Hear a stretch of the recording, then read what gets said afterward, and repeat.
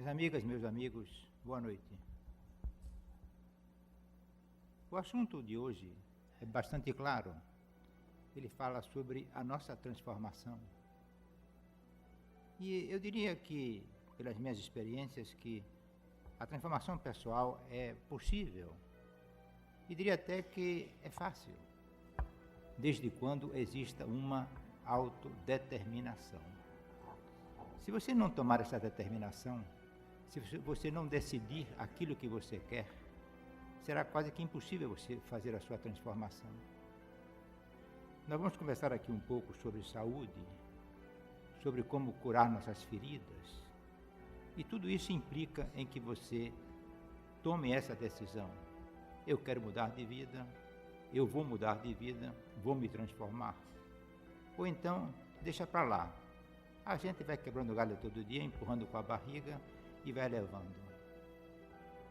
É uma questão de escolha. Vocês estão aqui hoje, pelo que eu entendo, porque se sentem doentes. Mas aqui é um centro espírita. Um centro espírita não é um hospital. Um centro espírita é onde nós procuramos desenvolver o nosso entendimento como seres espíritas, como espíritos. E se vocês vêm aqui ao centro espírita é porque, entendo eu, que vocês acreditam que somos espíritos. E isso ajuda muito. E se você acredita que você é um espírito, você também vai acreditar que você foi criado por um outro espírito maior. Que nós somos seres criados à imagem e semelhança de Deus.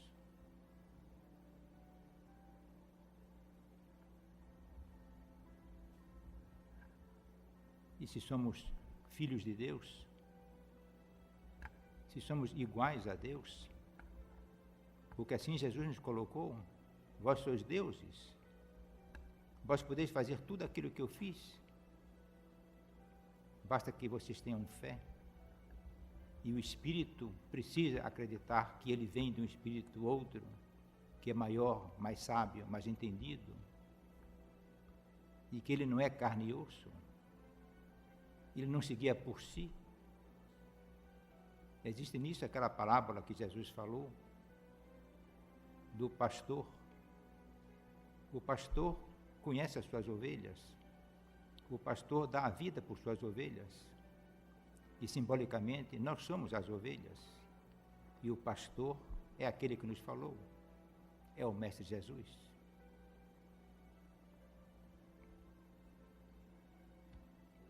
E se nós somos filhos de Deus, aí é que entra a sutileza do que eu quero dizer a vocês. Se nós somos filhos de Deus, Deus nos criou. E se Deus nos criou, Deus é nosso dono. Se Deus nos criou, Deus é nosso dono. Quem é o dono da ovelha, senão o pastor? O pastor faz tudo por suas ovelhas. E se eu venho de Deus, Deus faz tudo por mim. Mas se eu não acreditar nisso, eu agirei como um perdido, agirei como uma pessoa que não tem rumo. E nós não fomos criados para vivermos sem rumo. Quando eu falo algumas coisas para vocês, falo pela maneira como eu sinto, como eu vejo. Eu sou filho de Deus. Deus me criou. Então, se Deus me criou e se Deus ama a sua criação, como eu creio, Ele me conduz. Então, Deus conduz todos os meus passos. Deus determina todas as circunstâncias da minha vida. Então, por que motivo eu temerei? É esse temor, esse distanciamento de Deus que se chama doença. Não existe outra coisa a não ser o afastamento de Deus que traz as suas dores espirituais, dores que se refletem no seu corpo, no seu organismo. Mas tudo está na maneira como você, espírito, se relaciona com o seu Deus. E então vem aquela pergunta: como é que você se relaciona com o seu Deus? Uma vez eu disse, e vou repetir agora para vocês, para relembrar, nunca vá a Deus como mendigo. Porque se você for algum dia a Deus como mendigo, como pedinte, Ele vai lhe tratar como você está querendo. Você tem que ir a Deus dizendo: Deus, você é o meu Pai. Você mandou Jesus aqui para fazer as promessas de que sempre estaria ao meu lado. Então eu não posso temer, não posso colocar dúvida nisso. Tanto é que uma das coisas que Jesus mais falou foi sobre ter fé. Ter fé. Acreditar que Ele está presente. O outro dia eu ouvi uma palestra aqui e uma coisa me sensibilizou porque eu me identifiquei com o palestrante. O palestrante dizia assim: eu não quero ninguém na minha relação com Deus. Eu vou falar com Deus direto e Ele vai conversar comigo. Eu vou ouvir as palavras dEle. E ele falava assim, como se estivesse orando. E ele depois diz: mas Deus não falou comigo. Deus não disse uma palavra. Fiquei em total silêncio. Aí a gente começa até a dizer, a sentir a frustração daquela decepção, daquele Deus mudo, daquele Deus que não ouve e não atende a sua criatura. E ele disse: bom, mas depois aconteceu uma coisa maravilhosa. Eu ouvi Deus em sentimento. Então o Deus não falava em palavras, mas se transmitia através de sentimento. Ou seja, vivenciar a presença de Deus. Eu acordo como vocês e tenho pela frente todos os dias uma longa agenda. Então eu saio de casa, pego o meu carro e logo que eu saio de casa, uma pessoa me dá uma fechada. Então eu me aborreço, me zango, porque não estava programado na minha agenda que alguém me fechasse, que me ameaçasse um acidente. Então eu me aborreço e vou acabar levando um dia cheio de problemas, porque já cheguei no trabalho com energia negativa, querendo descontar em alguém o que o outro fez em mim. Esse é aquele que não acredita que Deus está presente. Esse sofre, e esse tem as doenças no seu corpo. Mas eu faço diferente. E aí digo a vocês um exemplo. Eu saio de casa e se alguém me dá uma fechada, eu digo: vá com Deus. Porque essa fechada que eu acabei de tomar, o sujeito me fazendo isso, é uma determinação de Deus para dizer: eu estou presente, Antônio, não esqueça. Fique tranquilo. Então aconteça o que me acontecer durante o dia, porque a minha vida é tão normal quanto a de vocês, eu tenho sempre aquela lembrança: Deus está comigo. E se isto aconteceu assim, é porque tinha que acontecer. Não sou eu quem vou determinar as circunstâncias do meu dia, mas sim o meu Criador. Eu ajo como vocês agem. Tomo todas as providências e atitudes normais de uma pessoa que vive numa sociedade como a nossa. Mas tenho sempre em mente aquilo: Deus está comigo. Procurem simbolicamente verificar o seguinte: o namorado diz assim para a namorada: eu amo você. Mas a namorada, que não é besta, como nenhuma é, certo? Vai logo dizendo assim: sinceramente? E ele diz: sim, amor, sinceramente. Então, nós somos seres divinos, seres que vivemos do amor. Se nós não aceitamos, nem ele nem ela, um amor que não seja total, como é que nós queremos que Deus esteja presente em nós, se nós não damos esse amor a Deus? Um amor pleno, completo, total. Jesus disse assim: muitos me honram com a boca, mas longe de mim estão seus corações. Então, o que é que adianta dizer: meu Deus, eu amo você, se a gente, no fundo, a gente não está acreditando? Meu Deus, eu tenho uma audiência hoje na justiça, é uma audiência decisiva. Eu vou para lá e digo: sim, meu Deus, e se eu perder, o que é que vai acontecer? E se o juiz me condenar? Eu vou cheio de temores, então eu não estou pensando em Deus. Eu tenho que ir lá para dizer o seguinte: meu Deus, eu vou para essa audiência, você está em mim e você está no juiz. E a sua justiça, a justiça divina, vai se manifestar, seja lá qual for o resultado.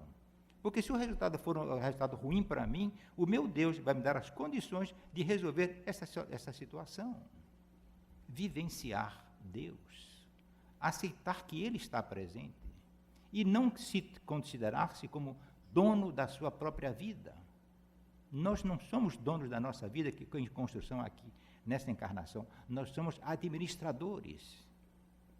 Conta uma ocasião do Divaldo Franco sobre uma palestra que ele deu nos Estados Unidos, assim eu me lembro, posso até falhar em alguma coisa, mas ele conta assim, que mostrava para os ouvintes a realização de Deus em nossos corações, em nossa vida.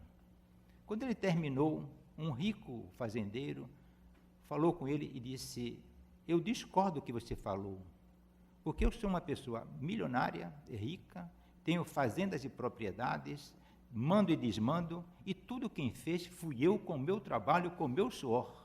E tem mais, eu vou lhe convidar para você ir amanhã na minha fazenda. E foram lá para a fazenda. E disse que a fazenda era uma coisa de cinema. Até aviãozinho tinha. Pessoas gabaritadas transitando com equipamentos modernos, tanto a parte de gado quanto a parte de plantação, e etc, etc. Aquilo que a gente vê e fica de boca aberta. Aí ele disse assim para Divaldo: está vendo você? Eu trouxe você aqui para você constatar a minha criação. E isto aqui é propriedade minha e quem manda aqui sou eu. Diz que Divaldo simplesmente disse: eu estou muito feliz com a visita, estou realmente, diante dessa grandeza toda que você criou, até um pouco assim, abalado, certo? Assustado, fosse o caso. Mas eu vou lhe pedir uma coisa. Eu quero voltar daqui a 10 anos para lhe fazer uma nova visita. 2 anos depois, Divaldo teve a notícia de que ele tinha morrido. Ou seja, ele administrou um patrimônio. Ele criou uma fazenda, ou 10 fazendas, ou 1000 fábricas. Mas ele não é dono da vida dele, porque essa vida pertence a Deus.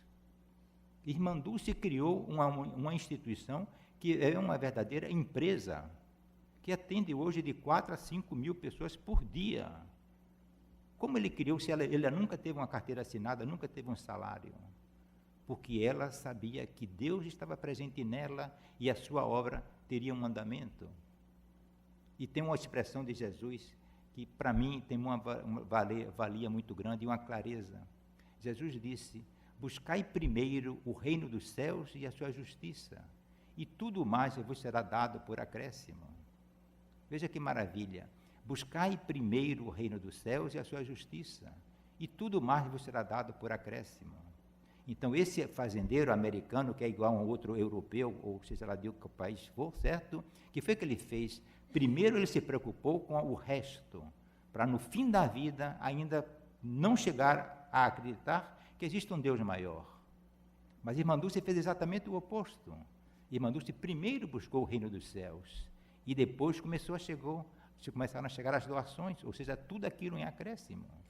Ela encontrou 4 crianças na rua, à noite, e recolheu-se num galinheiro. O que foi que ela fez? Praticou o amor de Deus, ou seja, procurou viver o reino dos céus, acolhendo aquelas crianças. O que foi que ela fez na noite seguinte? Saiu e trouxe mais 4. Então já saíram 8 crianças. Então ela estava exercitando a presença de Deus nela e nas crianças. E o que acontece no 3º dia? Uma pessoa, sabendo disso, recolheu a irmã e colocou-a num abrigo. É uma espécie de um pequeno estábulo. Ela então continuou juntando crianças e começou a receber doações de alimentos. Ou seja, ela vivenciou primeiro o reino dos céus e tudo o mais começou a chegar para ela. Então ela vivenciou a mensagem do Cristo. Se o meu pastor é Jesus, se eu aceito isso, eu naturalmente aceito o seu evangelho. Um evangelho que fala simplesmente de amor verdadeiro. Se a namorada cobra do namorado um amor sincero e vice-versa, é Deus, isso vem de Deus, muito mais ainda. E Deus conhece a nossa boca, o que nós dizemos, e Deus conhece o íntimo do nosso coração. Então não adianta falar palavras bonitas. Você, para falar com Deus, não precisa nem sequer falar palavras. Basta ter o sentimento da presença de Deus. E Deus está aí para isso, para poder curar o seu espírito e, consequentemente, o seu corpo deixar de sofrer. Ou mesmo que sofra, Deus está sempre presente. Eu acho maravilhoso a dor de dente. Se alguém aqui é contrário a isso, eu posso até argumentar. Eu acho maravilhoso a dor de dente. Porque quando a dor de dente chega, é um aviso. Vá para o dentista. E o dentista cura o problema do meu dente. Mas aquele outro que diz, não, deixa para lá. Outro dia eu vou no dentista, a dor já melhorou, já passou. Chega no dia de sexta-feira de noite, como hoje, a dor começa. E ele não tem onde ir. Os médicos, os consultórios estão fechados. Então ele passa um fim de semana horrível. Tem problema em casa. Chega segunda-feira zangado no trabalho. Passei um fim de semana de sofrimento. Porque você quis, meu irmão. E aí vai se dizer aquilo que vocês não gostariam de ouvir. As doenças que nós temos são provocadas pelo nosso comportamento, pela nossa maneira de pensar. Então, nós estamos doentes porque queremos. Ou seja, nós damos as costas a Deus. Damos as costas ao nosso Criador. Vejam vocês na nossa família, os filhos que se revoltam com os pais. Saem de casa feridos. E quando eles reconhecem o amor do pai e aquilo que o pai tem para fazer por ele se reconcilia. Teve um filme, passou algum tempo atrás, em que uma pessoa casada tinha um filho pequeno e tomou conhecimento de que ele tinha uma doença terminal. E ele disse, bom, eu vou fazer um filme para que meu filho se lembre de como era o pai dele em vida. E enquanto ele fazia o filme, ele também estava se tratando. E ele se tratava como médico oriental. E tem um dia que ele está na maca, no consultório do médico, e o médico com o dedo assim aponta e diz, você tem um coração cheio de mágoa e de dores, e isso é que está causando sua doença. Ele disse, não, doutor, a semana passada eu fui na casa de meu pai, me reconciliei com ele. Como quem diz, você não tem razão, doutor. E o doutor voltou a botar o dedo e dizer, você se reconciliou, mas você não perdoou. E isso, quantas vezes acontece isso em nossa vida? A gente diz, tá bom, tudo bem, deixa para lá. Mas fica com a raiva dentro. Então, não adiantou de nada. Você não se reconciliou, você não perdoou essa pessoa. E quando a gente fala de você perdoar o outro, é porque você precisa do perdão. Eu perdoo meu irmão, mas eu também preciso ser perdoado. E, às vezes, o meu pecado, a minha dor, é muito maior do que a do meu irmão. Então, aí entra aquela da sua autodeterminação, para que você possa trazer logo depois uma autotransformação. Se Deus tivesse criado o mundo e deixado as coisas complexas e difíceis, a gente poderia dizer, mas meu Deus, a coisa está difícil, você não explica como é. Mas não foi assim que ele fez. E vocês vejam como eu gosto de frisar no Evangelho as passagens de Jesus, a maneira como ele falava com simplicidade, com clareza. Então ele diz assim, um convite vos faço e um exemplo vos dou, que vos ameis uns aos outros, como eu vos amei. Qual é a lei que nós, homens, criamos na nossa sociedade que seja tão fácil de praticar como essa? Amar o outro. Mesmo que o outro não me ame. Aí é que está a sabedoria. Porque os maus amam também os maus. Os terroristas fazem bem aos seus parentes, aos seus entes queridos. Mas não é por aí o caminho que Deus cita. Deus quer que você, em primeiro lugar, se ame. E ame ao próximo como você ama a si mesmo. Esse próximo é o Deus. Deus está naquela pessoa, naquele irmão, naquele varredor, naquela empregada, naquele chefe, naquele governante. Deus está em todos os lados, em todos os cantos. A obra é dele, a criação é dele.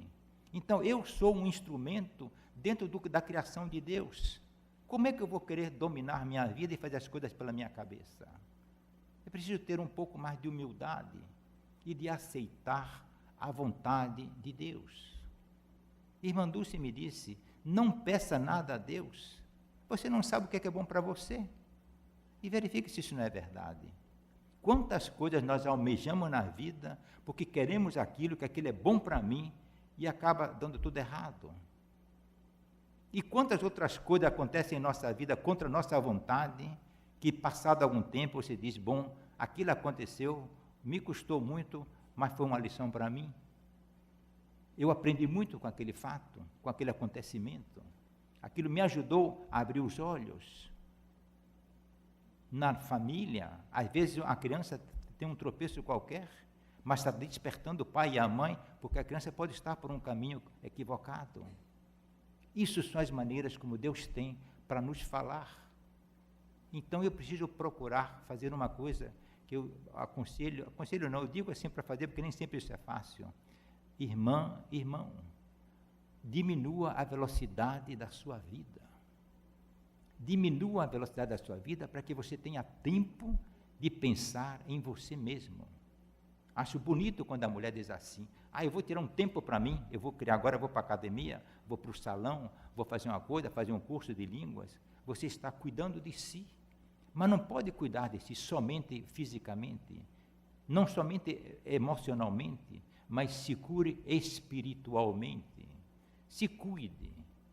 São 5h25. Quantas vezes no dia de hoje você pensou em Deus? E ontem? Bom, já passou hoje e ontem. Amanhã, será que amanhã eu vou lembrar durante o dia de que eu sou filho de Deus? E que Deus está comigo?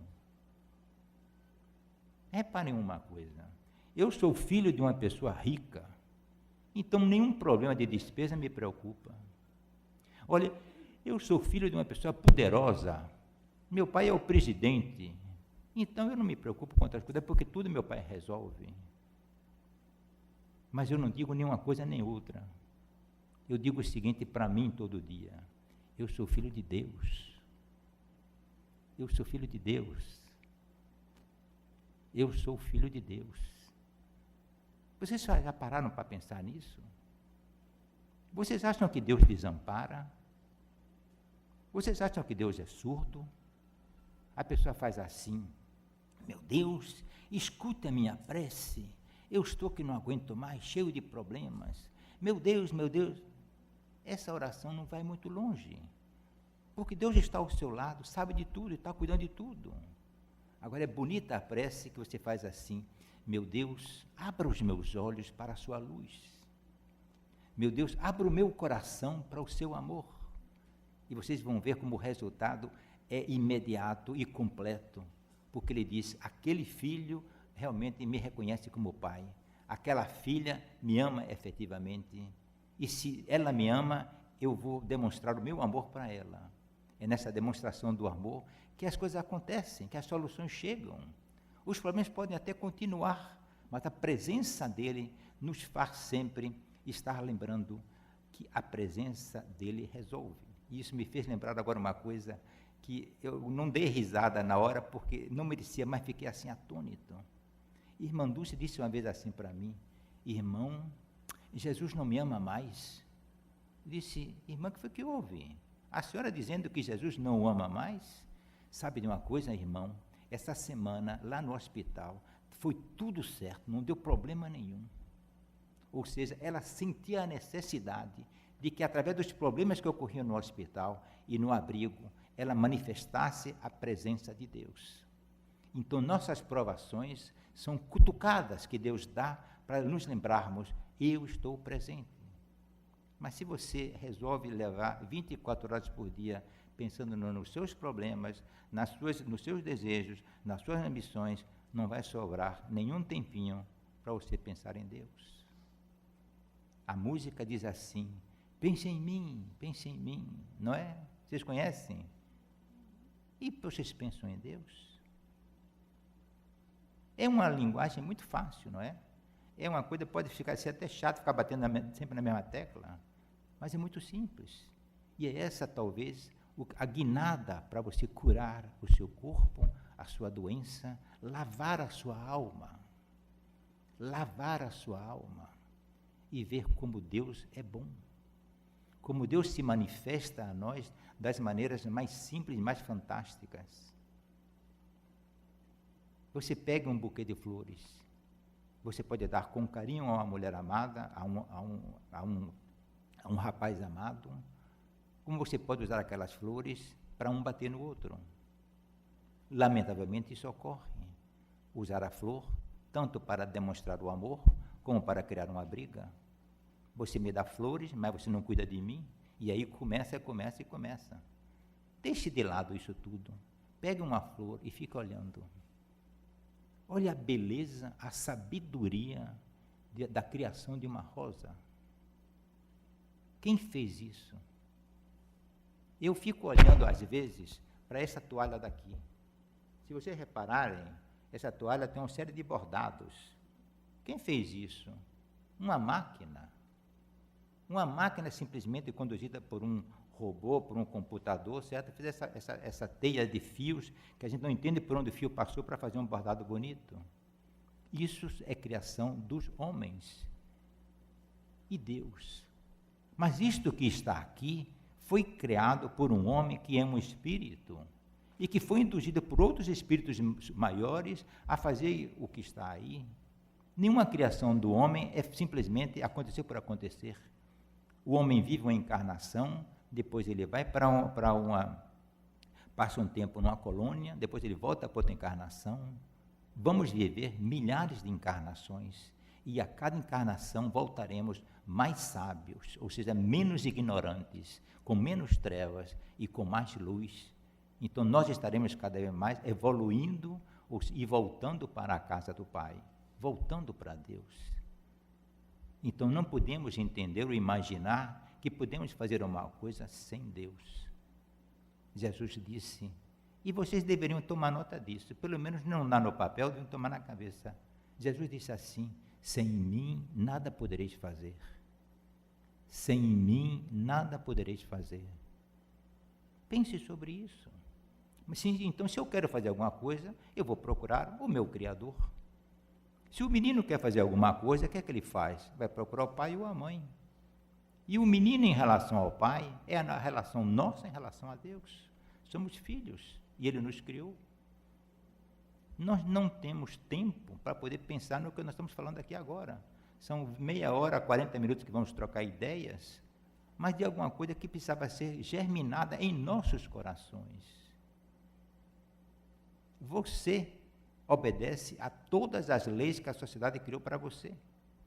E você respeita. É ou não é? Por que quando Deus dá um sinal para você, a gente faz de conta que não viu, que não escutou? Deus diz assim, se você tem uma oferta para dar ao altar, e enquanto isso você tem uma dívida com seu irmão, vai primeiro reconciliar-te com teu irmão, para depois apresentar a oferenda. Isso é uma orientação que Deus dá. Nós praticamos isso, eu digo porque eu também estou ouvindo as minhas próprias palavras. Nós fazemos isso, às vezes, outras vezes não. Mas se diz assim, não dobre à direita, a gente evita de entrar à direita, porque sabe que pode bater o carro lá adiante. Se diz assim, é proibido fumar, você não fuma. Ou seja, eu não quero criar problema com a sociedade, porque a sociedade pode acabar me prendendo. E Deus faz, confia em mim. E a gente faz conta que não ouve. Você entra num restaurante e come uma comida, paga caro pra caramba, e você nunca viu a cara do cozinheiro. Nem se o cozinheiro colocou pimenta ou se colocou arsênio na sua comida. E você come, sai de lá satisfeitíssimo. Você confia no cozinheiro que você nunca viu.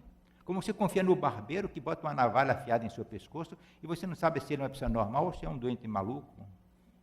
Como uma mãe confia a criança a uma babá que simplesmente traz uma referência de uma prima. Confiamos em tudo que está na nossa frente e não confiamos em Deus. Mas Jesus já sabia de tudo isso. E ele dizia então, tenha fé, confie em mim. E ele fala o exemplo do centurião, e ele fala outros exemplos, da mulher que tinha a hemorragia. Que coisa maravilhosa, numa multidão, todo mundo empurrando todo mundo, Jesus no meio, ele diz assim, alguém me tocou. Como é possível que Jesus diga que no meio de uma multidão, em que um empurrava o outro, alguém me tocou? Porque eu senti que uma graça saiu de mim. E então a mulher aparece, e ela diz, há 20 anos que sofria de uma hemorragia, mas sabia que bastava que ela tocasse nas vestes do mestre, que seria curada. O outro disse, minha filha está morrendo. Se você disser uma palavra, minha filha pode ficar curada. E assim foi. E Jesus disse, nunca vi na minha terra uma fé tão grande. E que nós praticarmos a fé, como ele diz, do tamanho de um grão de mostarda, a nossa vida muda. A nossa vida muda. Eu disse ontem a um amigo, vou fazer 70 anos agora. Os meus últimos 10 anos estão sendo muito mais profícuos, de muita mais paz e entendimento do que foram os primeiros 60 anos. Ou seja, os valores que eu tenho hoje em dia são muito diferentes dos que eu tinha quando eu era jovem. Ou seja, o tempo vai trazendo também para nós as vivências, as informações de outras coisas da vida que nós não damos certo valor. A nossa educação da nossa sociedade de hoje você vai estudar, você vai ser o primeiro, você vai ter um apartamento, vai ter uma família, vai ter 4 carros, vai para a universidade não sei de onde. Tudo bem, isso é normal e correto que se faça isso. Mas não se diz, em paralelo a tudo isso, meu filho, se lembre que você é um espírito. E a gente nem sabe, nem lembra que é espírito. A gente vai para a academia para poder manter o nosso corpo firme. A gente vai para o salão para ter o corpo bonito. A gente vai para a viagem tal para poder conhecer tal país e poder ficar mais instruído. A gente faz o curso de uma coisa, curso de outra, para ser mais competente, para ser o primeiro da turma. Não é para ser o segundo, tem que ser o primeiro. E ou seja, para vencer. Vence tudo, consegue tudo e é escravo de si próprio, porque não é feliz. Não é feliz porque tem um vazio dentro de si. Não é feliz porque não está vivenciando a sua própria origem. Então vamos voltar para o começo da nossa palestra, da nossa conversa. Somos espíritos. Viemos para o centro espírita porque nós acreditamos que somos espíritos. Então temos que viver a vida alimentando o nosso espírito. E como é que se alimenta o espírito? Vivenciando a presença do Criador. Amando, cedendo, sendo paciente, sendo tolerante, aceitando as coisas da vida como elas são, as pessoas como elas são, e não querendo impor a nossa vontade, o nosso desejo, porque tinha que ser assim, porque tinha que ser assado. Não resolve. E atrás de tudo isso existe uma máquina fabulosa, verdadeira, eficiente, magnífica, que se chama oração. Nenhuma oração fica sem resposta. Basta que você simplesmente não precisa rezar um terço, nem 1000 credos, nem outras orações que tem aí pré-escritas em tudo quanto é livro. Basta que você se lembre de Deus. Esta é a oração mais bonita de todas, mais valiosa e mais eficiente. Meu Deus, obrigado pela sua presença. Obrigado por eu me lembrar de você. Obrigado, meu Deus, por tudo, pela vida, pelo sol, pelo mar, pela comida, pelos meus familiares, pelos meus problemas. Que se você disser assim, Deus, obrigado por tudo o que é bom, não está completo. Meu Deus, obrigado por tudo que é bom e por tudo também que é ruim na minha vida, pelas coisas que eu não gosto, porque Ele vai perceber que quando você se entrega completamente em gratidão, Ele lhe devolve bênçãos curativas, Ele dá bênçãos para ter suas soluções. Quanto mais você dizer, meu Deus, eu creio em você, mais Ele vai ficar satisfeito e mais Ele vai fazer por você. Então vamos falar do namorado e da namorada. Quanto mais coisas boas o namorado fizer para a namorada e a namorada fizer para o namorado, um vai fazer pelo outro. Então, minha namorada é uma mulher, ou minha mãe, magnífica, maravilhosa, eu faço tudo por ela. E ela reconhece, o que é que ela faz? Faz tudo por mim. Então, essa troca de amor, o amor tem 2 mãos, uma que vai e uma que vem, uma em que eu dou e uma em que eu recebo. Mas não precisa você cobrar, porque se você cobra, você está buscando a compensação. Ame descomprometidamente, ame sem querer nada em volta, que a vida vai lhe dar em dobro. Lembram vocês da história de Jó? Jó perdeu tudo, mas nunca cedeu à promessa de Jesus, à promessa do Senhor. E no fim, Deus devolve tudo a ele. É um símbolo, é uma história, mas ela é verdadeira naquilo que ela significa para nós. Você dá e recebe. Veja a oração de São Francisco, ponha ela em prática. Você está dando e vai recebendo. A sabedoria divina, a energia que existe no cosmos é Deus. E Ele está presente no ar que nós respiramos, naquilo que nós vemos, nos sons que nós ouvimos.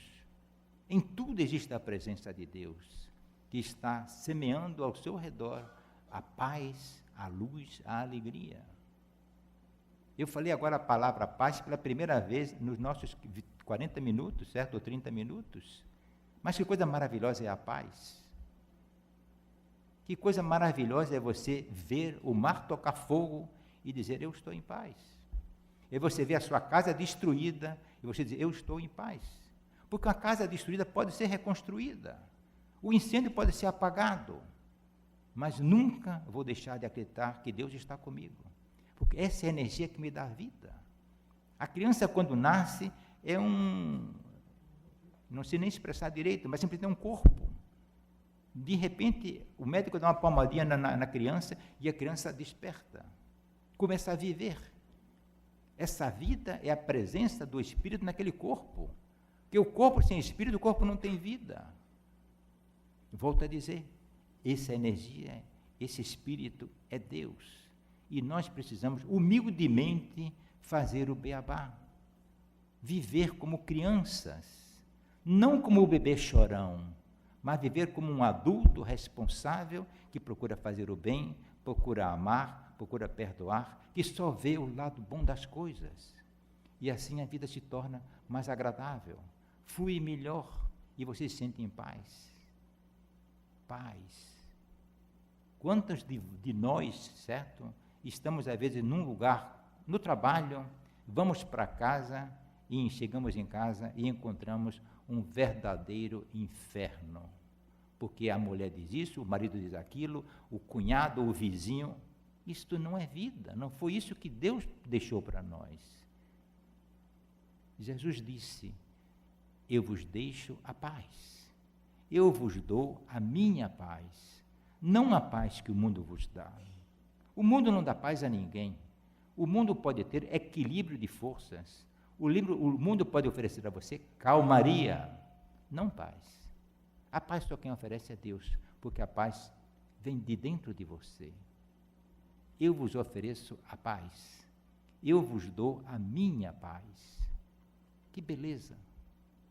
Você ter um Pai, um Criador, e dizer, Jesus, permaneça em mim, para que eu fique em paz.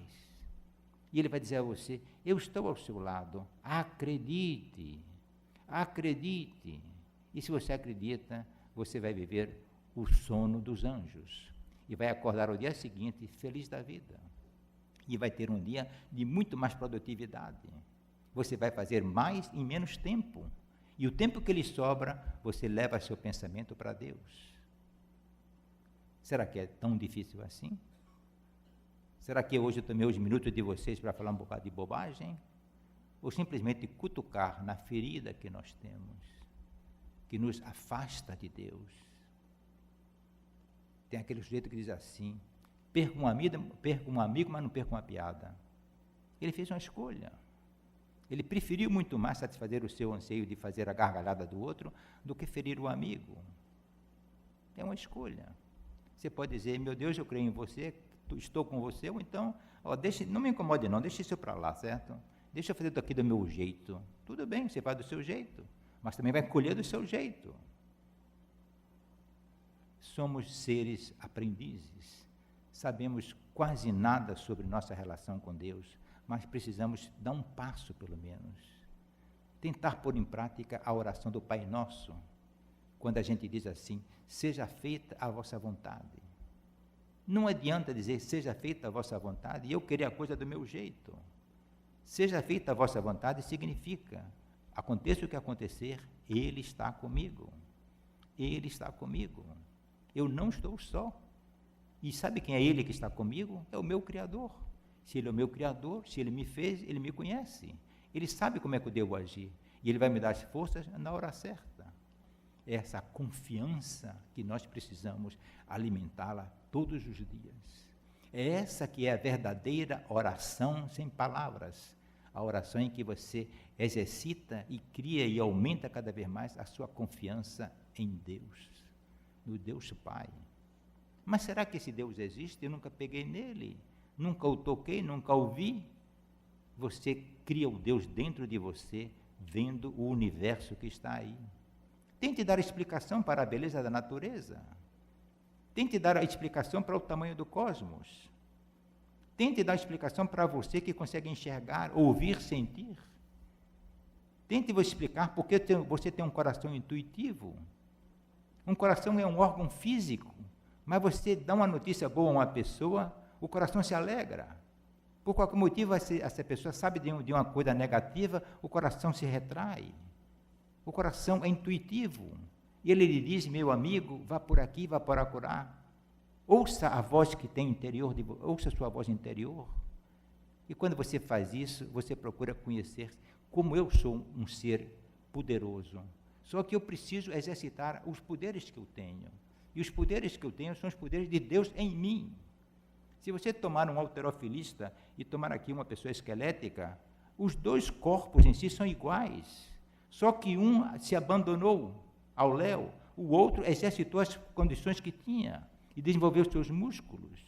Eu tenho Deus dentro de mim. Enquanto eu deixo o meu Deus adormecido, eu sou fraco. Na hora que eu digo, meu Deus está comigo e Ele me exercita em todas as minhas necessidades, eu cresço e me encorajo e enfrento a vida com mais segurança. Isso é que é preciso fazer. Será que eu estou vendo vocês calados, uns semblantes assim meio assustados? Será que estou falando alguma besteira ou dizendo uma coisa que não tem lógica? Eu fico surpreso. Mas eu acredito numa coisa, que o que eu estou dizendo a vocês, não sou eu, Antônio Carlos, que estou falando.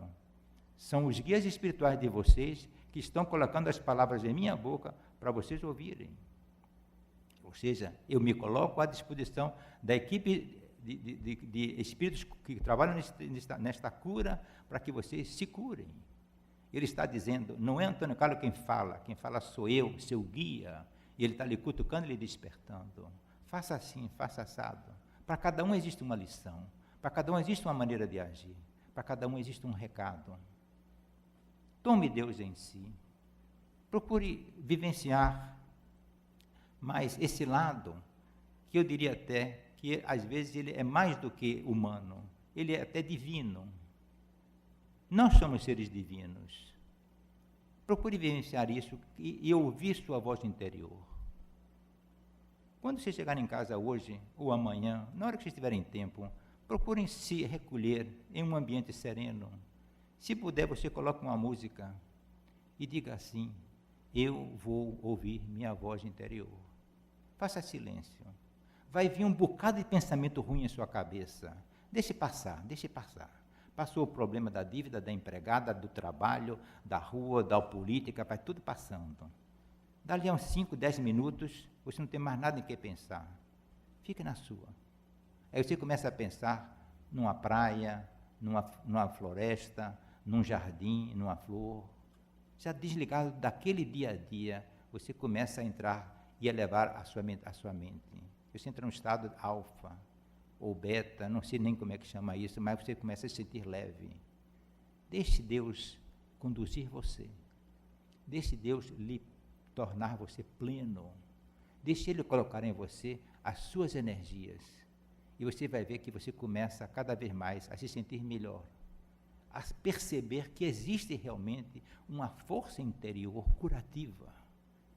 E isso lhe dá ânimo, lhe dá alegria, lhe dá paz. E se você descobrir realmente o caminho de Deus, você prossiga nele. Você vai ter um dia o seu encontro face a face com Ele. Se tiver alguma dificuldade, insista. Diga, meu Deus, eu preciso sentir você, me ajude. Tenho minha fraqueza, mas eu confio em você. E você vai perceber que a luz chega.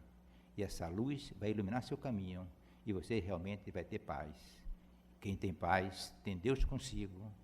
E como dizia Santa Teresinha de Ávila, quem tem Deus, tem tudo. Só Deus basta. Obrigado a vocês.